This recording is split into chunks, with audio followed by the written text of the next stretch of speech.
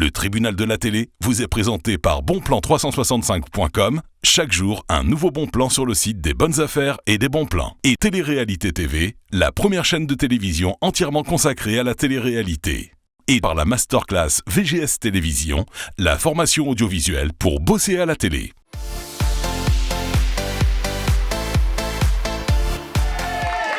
Tranquillement installé, vous êtes dans le tribunal de la télé, l'émission de la joie et de la bonne.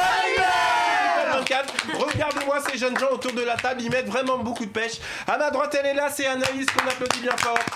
À côté de Anaïs, il est là, c'est Vincent Roncelli qu'on applaudit. Notre ami Nolwenn Delmas est également là aujourd'hui. De l'autre côté de la table, elle est là, c'est Virginie Lédier. Et Judith Garrigue est également présente aujourd'hui.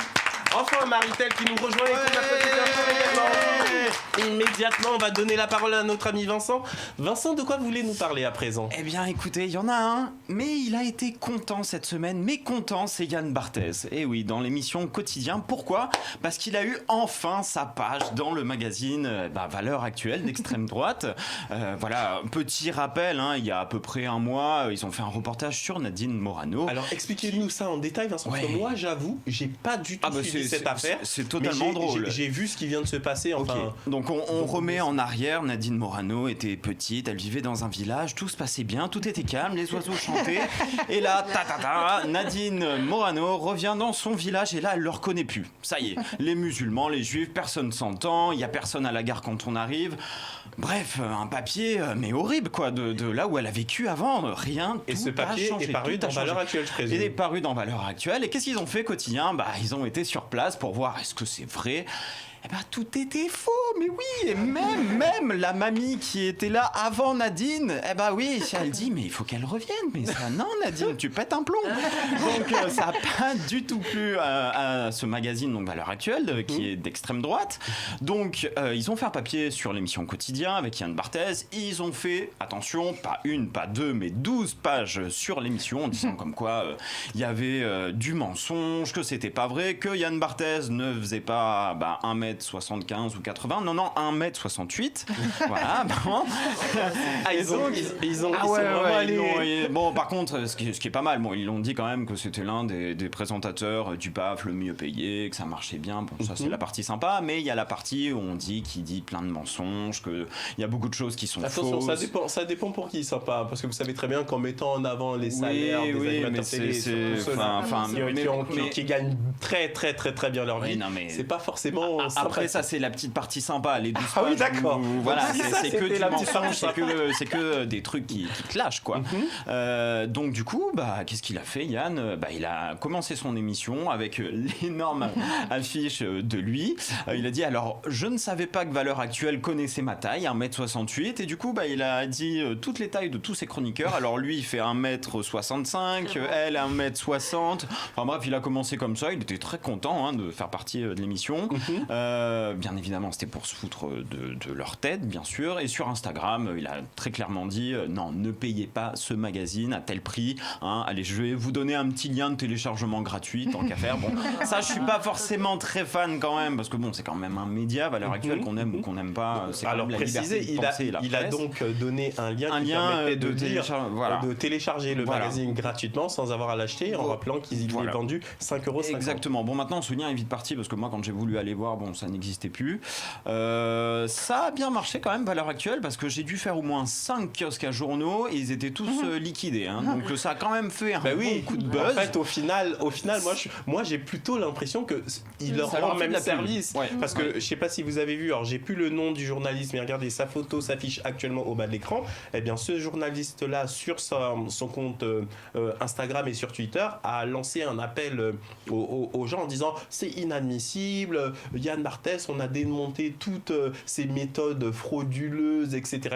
C'est comme ça qu'il dit. D'ailleurs, je propose qu'on regarde la réaction du journaliste et on en parle juste après. Bonjour à tous. Cette semaine, pour la première fois, un média a décidé de s'en prendre à Yann Barthès et à Quotidien. Vous savez, la tyrannie des bien-pensants de Yann Barthès et de sa horde de petits bien-pensants qui viennent vous expliquer ce que vous avez le droit de dire, ce que vous n'avez pas le droit de dire, ce que vous n'avez pas le droit de penser. Et bien, figurez-vous que ça leur a pas du tout plu. Ils ont pu le lire un peu en avance et ils ont décidé de lancer une immense opération de sabotage sabotage numérique de notre travail, juste pour essayer de ne pas répondre aux questions qu'on pose et qui sont très nombreuses dans ce dossier, qui est inattaquable. Factuellement, on démontre toutes leurs erreurs, tous leurs mensonges, toutes leurs manipulations, et au lieu de répondre sur le fond et de peut-être même nous inviter dans leur émission pour qu'on ait un débat honnête sur cette question, ils ont décidé de publier gratuitement sur les réseaux sociaux notre travail en intégralité. C'est évidemment parfaitement illégal, parfaitement scandaleux aussi, ils n'ont pas le courage d'assumer une contradiction. Alors maintenant, on va vous demander de nous aider, soutenez-nous et faites savoir ce scandale, parce qu'on ne peut pas tolérer dans un pays comme la France qu'aujourd'hui quelqu'un se sente au-dessus des lois et puisse ne pas tolérer la contradiction à ce point.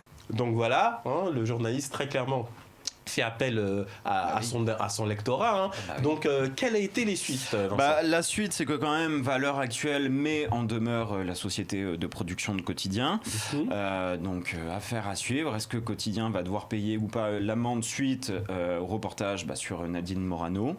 On verra. Mais en tout cas, ça m'a bien fait rire. Moi, j'aime beaucoup l'émission. Donc, c'est pas très très grave, ça va passer. Mais en tout cas, il a été très content de cette vue en première page de magazine. Ça m'a fait rire. Bon, je vous applaudis, mon cher Vincent, pour mettre ce sujet en avant. Moi, pour être très honnête, je pense qu'ils seront quand même condamnés, Quotidien, sur la partie où ils ont mis effectivement en accès gratuit le journal, parce que c'est quand même un bien de l'esprit et il y a des journalistes qui ont bossé dessus, etc. Mais je trouve extrêmement efficace la méthode de Yann Barthès, qui a consisté à partir d'un article à aller tout checker et à aller vérifier si effectivement dans le village il avait autant changé que ça, etc. Vous en pensez quoi, Marie, de cette justement de cette méthode qu'ils ont eu Quotidien ? Déjà, après, moi je fais partie des gens qui apprécient énormément Yann Barthès et l'émission. Je trouve ça sympa d'avoir été recherché, ça m'étonne pas trop des équipes, d'être recherché dans le fond. Et puis quelque part, ils font aussi leur boulot, parce que c'est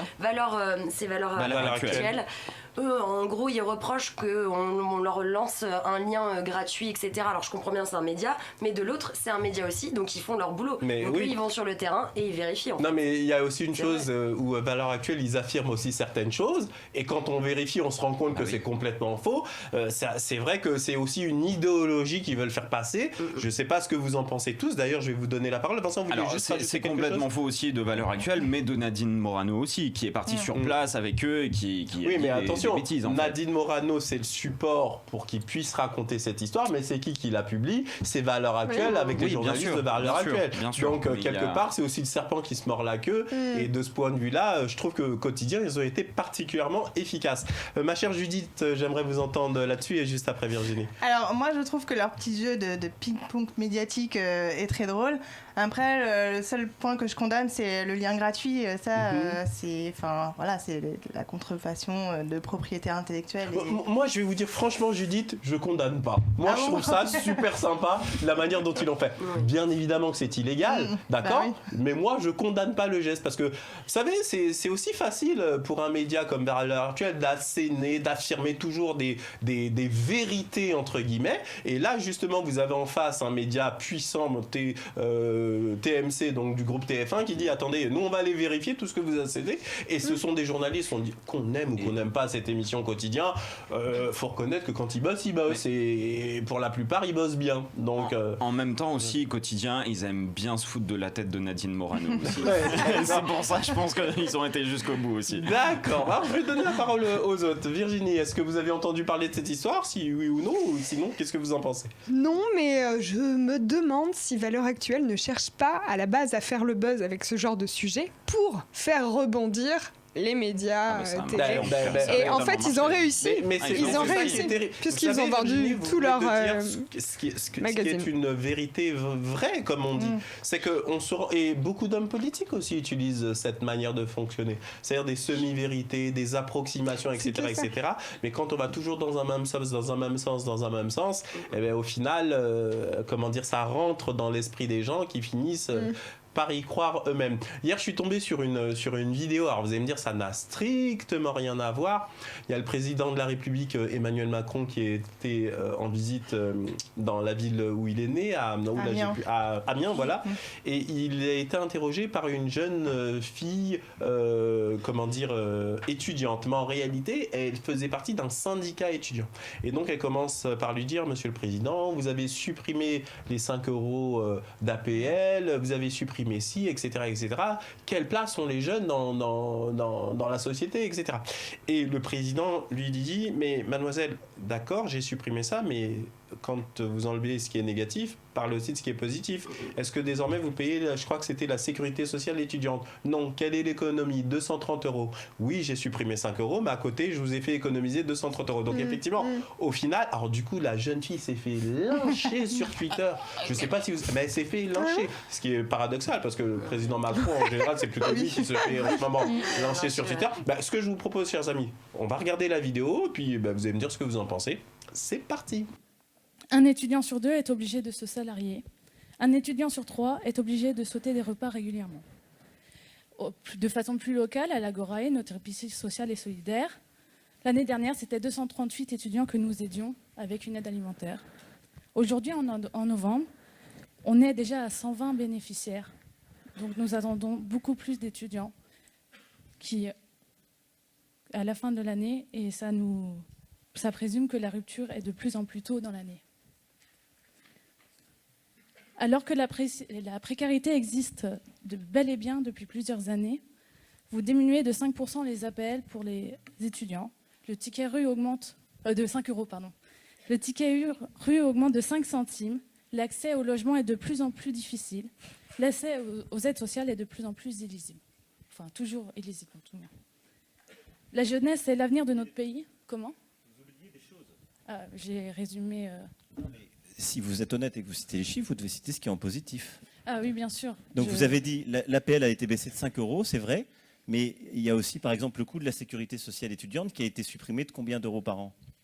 Oui, bien sûr, ça a été une grosse somme de 230. Merci. 210. J'avais dit moins d'une minute, c'est possible. Ah, j'ai pas fait. Donc vous voyez, c'est aussi la difficulté des réseaux sociaux dans ce sens, c'est que à vouloir dire certaines contre-vérités aussi, ça peut se retourner contre soi. Elle a trop fait de soirées juste avant la gamine. Elle a pas eu ses cours en fait. C'est ça qu'il faut se dire aussi. Cet argent, tu l'utilises pour quoi? Pour aller boire ta bière à la fin des cours? Comment ça se passe aussi? On va pas se leurrer, quand on est étudiant, on fait aussi des soirées. Oui.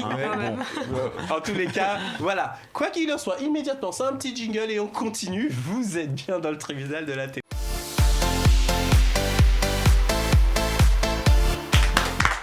Tranquillement installé, vous êtes bien dans le tribunal de la télé, vous le savez chers amis téléspectateurs, l'émission est diffusée chaque soir à 19h55, mais vous savez qu'elle est également rediffusée, donc si vous avez raté le programme à 19h55, vous pouvez le revoir à 23h30 et je vous précise qu'à partir du mois de décembre, la rediffusion démarrera une demi-heure plus tôt à 23h. Et puis si vous êtes insomniaque au cours de la nuit, eh bien elle est régulièrement rediffusée. Immédiatement on va donner la parole à notre charmante Nolwenn. Nolwenn, de quoi vous voulez parler à présent? Alors aujourd'hui, je vais vous parler du dérapage qui a eu lieu dans la bataille des couples entre deux candidats, Mélanie Dedigama et Dylan Thierry.